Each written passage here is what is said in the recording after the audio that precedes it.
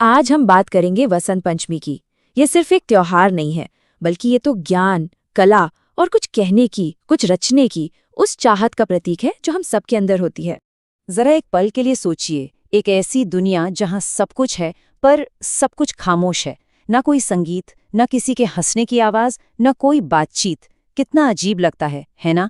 पर पौराणिक कथाओं की माने तो शुरुआत में दुनिया कुछ ऐसी ही थी, बिल्कुल शांत। तो कहानी कुछ यूं शुरू होती है। ये कहानी है सृष्टि के रचयिता ब्रह्मा जी की और उनकी बनाई हुई एक खूबसूरत पर बिल्कुल खामोश दुनिया की। देखिए, उन्होंने एक कमाल का ब्रह्मांड रचा था। बड़े बड़े पहाड़, कल कल करती नदियां, हर तरह के जीव जंतु, सब कुछ एकदम परफेक्ट था। लेकिन एक चीज की कमी थी, हर तरफ सन्नाटा था।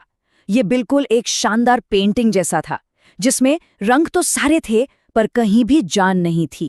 तो एक तरफ थी एक खामोश, चेतना के बिना बनी दुनिया, और दूसरी तरफ थी वो दुनिया जिसे हम आज जानते हैं, जिसमें संगीत है, ज्ञान है, जीवन है। इन दोनों के बीच जो दूरी थी ना, वही इस कहानी का सबसे अहम हिस्सा है, और इसी दूरी को मिटाने की जरूरत थी। तो फिर सवाल ये उठता है कि ब्रह्मा जी की इस गहरी खामोशी का जवाब क्या था? इसका जवाब एक दिव्य शक्ति के आने में छुपा था। एक ऐसी शक्ति जो इस सन्नाटे को हमेशा हमेशा के लिए तोड़ने वाली थी। और फिर वो पल आया। अपनी ही रचना की इस उदासी को देखकर ब्रह्मा जी ने अपने पवित्र जलपात्र यानी कमंडल से जल की कुछ बूंदें हवा में छिड़कीं, और उन्हीं बूंदों से एक अद्भुत, एक तेजोमय ऊर्जा प्रकट हुई। ये थी ज्ञान और कला की देवी मां सरस्वती। ये वो लम्हा था जिसने सब कुछ बदल कर रख दिया। जैसे ही देवी सरस्वती ने अपनी वीणा के तारों को छुआ, ब्रह्मांड में पहला स्वर गूंजा, सा।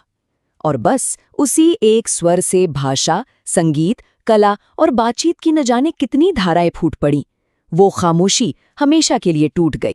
तो ये तो थी उनके प्रकट होने की कहानी, पर देवी सरस्वती असल में है कौन, और वो किस चीज का प्रतीक है? चलिए इसे थोड़ा और समझते हैं। सरस्वती इस नाम का मतलब ही है प्रवाह, या जो बहती है। और इसमें एक बहुत गहरा संदेश छुपा है कि ज्ञान कोई ठहरा हुआ तालाब नहीं है, बल्कि ये एक बहती नदी है जो हमेशा ताज़ा रहती है, हमेशा आगे बढ़ती है और अपने आसपास जीवन को सींचती है।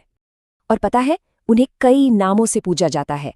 हर नाम उनके एक खास गुण को दिखाता है, जैसे वाग्देवी यानी वाणी की देवी, वीणा पाणी मतलब जिनके हाथों में कला की शक्ति वीणा है, और शारदा यानी जो हम सबको ज्ञान का सार देती हैं। अच्छा, इस त्योहार पर पीले रंग पर इतना जोर क्यों दिया जाता है? क्योंकि पीला रंग सिर्फ वसंत में खिलने वाली सरसों का प्रतीक नहीं है, ये ज्ञान के सूरज का रंग है। वो रोशनी जो अज्ञान के अंधेरे को मिटाकर मन में एक नई ऊर्जा भर देती है। उनकी स्तुति में एक बहुत ही सुंदर और शक्तिशाली श्लोक है जिसे सरस्वती वंदना कहते हैं। चलिए इसका एक छोटा सा हिस्सा सुनते हैं। या कुंदेन्दु तुषारहार धवला या शुभ्र वस्त्राव्रता। इस वंदना का जो सार है ना, वो है शुद्धता और ज्ञान के लिए एक गहरी प्रार्थना। इसमें देवी के उस रूप की पूजा की जाती है जो चमेली, चांद और बर्फ की तरह एकदम निर्मल है, और उनसे ये विनती की जाती है कि वो हमारे अंदर की हर तरह की जड़ता और अज्ञान को खत्म कर दें। तो अब सवाल ये है कि ये जो प्राचीन कहानी है, वो आज के समय में वसंत पंचमी के उत्सव से कैसे जुड़ती है? देखिए, वसंत पंचमी के कई रंग हैं। पुराने कथाओं के हिसाब से ये देवी सरस्वती का जन्मदिन है। मौसम के लिहाज से देखें तो ये कड़ाके की ठंड के बाद वसंत के आने का जश्न है। और सांस्कृतिक तौर पर ये वो शुभ दिन है जब छोटे बच्चों को पहला अक्षर सिखाया जाता है, जिसे विद्यारंभ संस्कार कहते हैं। और आध्यात्मिक रूप से ये हम सभी के लिए एक नई क्रिएटिव एनर्जी पाने का दिन है। और हाँ, इसीलिए इसे पंचमी कहते हैं, क्योंकि ये हिंदू कैलेंडर के माघ महीने के शुक्ल पक्ष यानी चांद के बढ़ते हुए दिनों के 5वें दिन मनाया जाता है।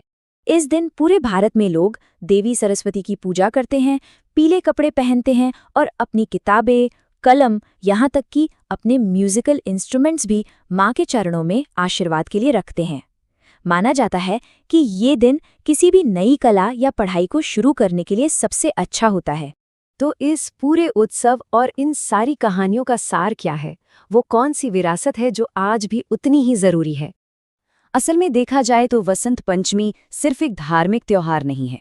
ये उस जज्बे का उत्सव है जो हम इंसानों को हमेशा कुछ नया सीखने, कुछ नया बनाने और एक बेहतर कल के लिए नई शुरुआत करने के लिए प्रेरित करता है।